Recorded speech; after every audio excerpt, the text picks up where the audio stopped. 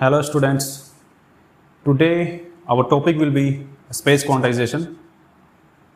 This is very useful in quantum mechanics and your atomic and molecular physics. So space quantization का मतलब क्या है?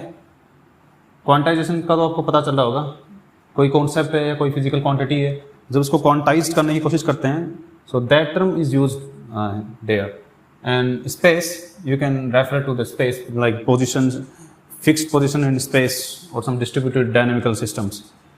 तो इसका मतलब क्या है, जैसे कोई अपने पास सिस्टम है, कोई भी पार्टिकल है या कोई एटम है, तो उसका जो एंगुलर मोमेंटम होता है, से for example orbital angular momentum, उसकी जो पोजीशन है वो स्पेस में फिक्स रहती है, मतलब कुछ डिस्क्रीट और क्वांटाइज्ड वैल्यूज ही ले पाता है, मतलब जो ऑर्बिटल एंगुलर मोमेंटम है अपना। और क्लासिकल फिजिक्स के अकॉर्डिंग बात करते हैं, क्लासिकल मैकेनिक्स में वो क्या बोलता है कि वो कुछ भी वैल्यू ले सकता है, मतलब ऑर्बिटल एंगुलर मोमेंटम जो है अपना, it can take any continuous values and it can take also any continuous values of angles. So angles भी कुछ भी हो सकता है और उसके कॉरस्पॉन्डिंग जो मैग्नीट्यूड है वो भी कुछ भी हो सकती है। मगर क्वांटम में क्या है, क्वांटम इसको क्वांटाइजेशन करते हैं तो वो क्या बोलता है, कुछ पर्टिकुलर उसकी क्वांटाइज्ड वैल्यूज होती हैं जिसको हम बोल रहे हैं। जैसे अपने पास अगर अपने पास एल जो एंगुलर मोमेंटम था, उसकी जो अगर वैल्यू ले रहे हैं अपन, कोरस्पॉन्डिंग इसका अगर मैग्नीट्यूड लेते हैं, पहले बताता हूँ, इसका जो मैग्नीट्यूड होता है वो क्या होता है, एल स्मॉल एल लेता हूँ उसको मैं, small L, it is a square root of L into L plus 1. So this is the angular momentum, orbital angular momentum. अगर इसका मैं z कंपोनेंट ले रहा हूँ तो वो क्या बनेगा, उसका जो मैग्नीट्यूड होगा वो that will be L cos theta. मतलब z की डायरेक्शन में जो अगर कंपोनेंट ले रहा हूँ उसका, so that will become L cos theta, क्योंकि L z है, कुछ एंगल बना रहा है उसके साथ थीटा L के साथ। कि z डायरेक्शन को अगर क्वांटाइज कर रहा हूँ, z की डायरेक्शन में मेरे को क्वांटाइजेशन करना है, और उसी डायरेक्शन में क्योंकि मैग्नेटिक फील्ड मैंने अप्लाई कर रखा है, अपना जो मैग्नेटिक फील्ड है वो z की तरफ ओरिएंट है, और उसमें फिर क्या है, अपना जो पार्टिकल है वो कुछ, और उसका जो एंगुलर मोमेंटम है ये तो अपना z की तरफ हो जाएगा, इसका z कंपोनेंट Lz, और ये जो मैंने एंगल बनाया है, ये जो थीटा एंगल आएगा अपना, ये वाला होएगा, जो अपना एल जो वेक्टर था ऑर्बिटल एंगुलर मोमेंटम, वो कुछ एंगल बना रही है ऑर्बिटल इसके साथ मैग्नेटिक फील्ड के साथ, विच इज एंगल थीटा। सो ये क्या करेगा, अब ये इसके अराउंड प्रीसेस करता रहेगा, मतलब ये जो जेड की डायरेक्शन है ऑर्बिटल एंगुलर मोमेंटम में, it will always be precessing around this Z axis. Z axis के अलोंग जो कंपोनेंट लेते हैं that will be known as L Z component. तो एल जेड का कंपोनेंट क्या हो जाएगा स्पेस क्वांटाइजेशन में, इसका रिजोल्व करते हैं तो ये थीटा कंपोनेंट आ जाएगा, इसका कॉस थीटा। और दूसरा फिर क्या करते हैं, अगर इसका हम इसकी जो मैग्नीट्यूड होती है एल जेड का, हमें ये भी पता है, हाँ, इसकी जैसे जो मैग्नीट्यूड है वो होती है एम जो मैग्नीट्यूड होती है, एम एल बोल दो आप इसको, एम एल एच बार। तो अब अपन क्या करते हैं, इसका जो रेशो निकालते हैं हम L और इसका L Z का, क्या बनेगा, L Z अपॉन L, ये जो वैल्यूज है अपनी, so it will be L cos theta, और ये तो L ही है इसकी value, so it will give me cos theta. और अगर इसकी मैग्नीट्यूड की बात करें, मैग्नीट्यूड जो है एल जेड की मैग्नीट्यूड थी एम एल एच बार, और ये जो नीचे क्या था एल था, एल की मैग्नीट्यूड कितनी है, square root of L into L plus 1। तो इसमें क्या हो रहा है, हाँ, इसका फिर ये भी तो आएगा ना, एच बार भी आएगा साथ में, इसकी जो यूनिट्स होती हैं, तो एच बार आएगा यहाँ पे।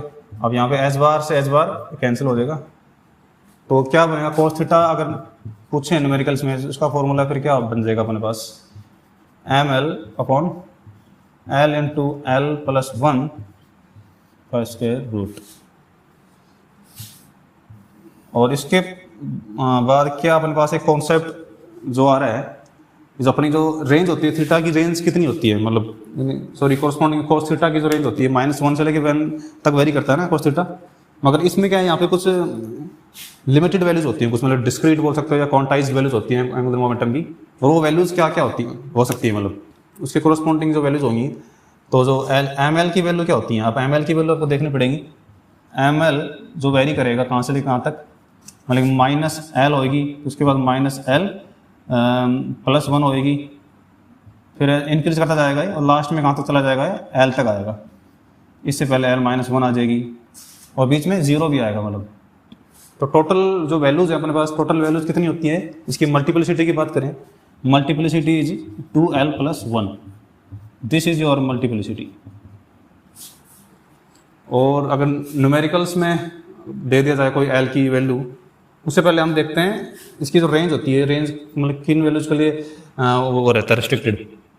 कोस थीटा आप देखो पहले तो सबसे मैक्सिमम वैल्यू क्या हो सकती है इसकी कोस थीटा की, आपको पता है cos theta maximum can be equal to 1 इसकी मैक्सिमम वैल्यू हो सकती है। मगर यहाँ पे आपको क्या लगता है, can this term be equal to 1 और नॉट। जो एम एल की वैल्यू है आपको सोचना पड़ेगा, एम एल की वैल्यू मैक्सिमम वैल्यू क्या होगी, एल होगी ना। So M L can maximally as L, but denominator में क्या बैठा हुआ है, square root of L into L + 1। तो ये अप्रोक्सीमेटली क्या होगा, इससे तो बड़ा ही होगा ना एल से, तो क्योंकि एल स्क्वायर है, एल स्क्वायर प्लस एल का स्क्वायर रूट कर रहे हैं, तो उससे तो बड़ा ही आएगा ना। अगर एल स्क्वायर का स्क्वायर रूट करते हैं तो एल बनेगा, मगर प्लस में भी कुछ टर्म ऐड हो रही है, तो इससे तो बड़ी बनेगी टर्म नीचे वाले डिनोमिनेटर। इसका मतलब क्या है, cos theta will be less than 1, it can never be equal to 1।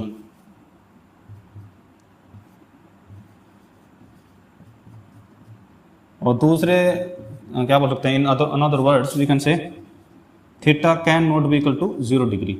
0 degree नहीं हो सकता इसमें। तो ये कुछ क्वांटाइज्ड वैल्यू थी, क्वांटाइज्ड वैल्यू सिर्फ यही लगा, मतलब 0 डिग्री तो नहीं हो पाएगा इसमें, क्योंकि तब तो उसके इसमें एल जेड बन जाएगा। तो एल तो हमेशा क्या करेगा, इसके चारों तरफ प्रिसाइज ही करता रहेगा। जैसे इसका एक कौन सा बनता है ऐसे, ये चारों तरफ मतलब ऐसे, अगर यहाँ से ऐसे जा रहा है तो it will turn around like this, यहाँ पे फिक्स रहेगा। तो it will keep on प्रिसाइजिंग around the magnetic field which is preference along the Z axis. तो ऐसे रोटेट करता रहेगा इसके अलोंग।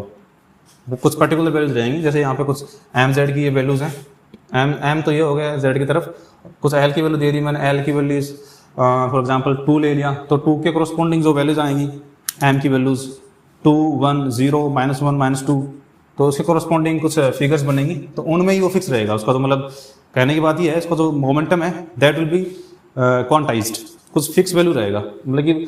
और इसमें दो चीज़ें हैं, magnitude is quantized as well as the corresponding angle।